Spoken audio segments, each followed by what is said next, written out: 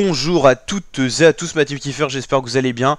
Aujourd'hui pour cette nouvelle vidéo, on se retrouve pour la présentation complète de l'étape 18 du Giro d'Italia 2023. Étape de montagne qui fait suite à une étape qui était dédiée aux sprinteurs. Le scénario a été en faveur des sprinteurs avec la victoire d'Alberto Dainese. C'était serré devant Michael Matthews et également Jonathan Mailan, le maillot cyclamen. Et donc là, toute autre étape dédiée aux purs grimpeurs, aux leaders. Alors victoire d'étape peut-être pour des hommes d'échappée ou peut-être très certainement pour les favoris du général qui tiendront à cœur d'aller peut-être assommer le Giro et remporter en plus une très belle étape de montagne avec un enchaînement. On a un col très tôt dans la partie à 40 km du départ, on a le Passo della Crocetta, un col vraiment très pentu en première catégorie, une petite bosse de quatrième catégorie, un col de première catégorie, le Forcella Siblana. Ensuite on aura l'enchaînement Coei et Val di Solvo, la Palafavera pour le petit surnom. Alors, les détails des ascensions, le premier col de la journée, le voici. 11 km 6 à 7% de moyenne, c'est plutôt costaud. Les pourcentages max, 11%, c'est pas énorme non plus. C'est pas un des plus durs. Là, on a le Forcella Sibiana, max 15%, c'est plus costaud. 9 km 6 à 7,8% de moyenne, un peu plus court, mais un peu plus costaud que le précédent. Et les deux cols finaux, 5 km 8 à 9,7% de moyenne. Là, c'est beaucoup plus intéressant avec des pourcentages max à 19%. Donc là, les purs grimpeurs vont vraiment se régaler sur ce genre de terrain.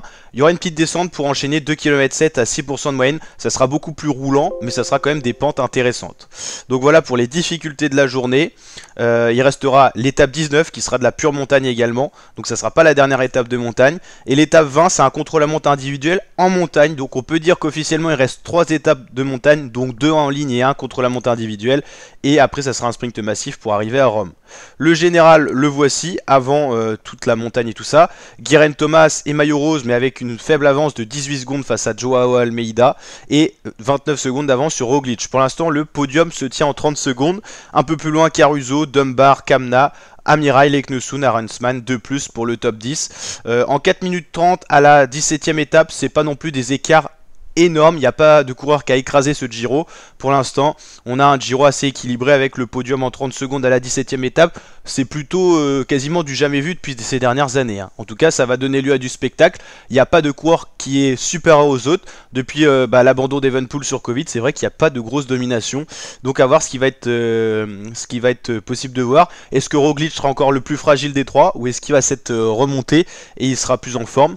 Est-ce que Almeida sera un petit peu supérieur à Guérin Thomas comme ça l'était sur la dernière étape? À voir. En tout cas, normalement, les écarts devraient être beaucoup plus conséquents à l'issue de cette étape, ou alors c'est qu'il ne s'est rien passé dans le peloton des favoris.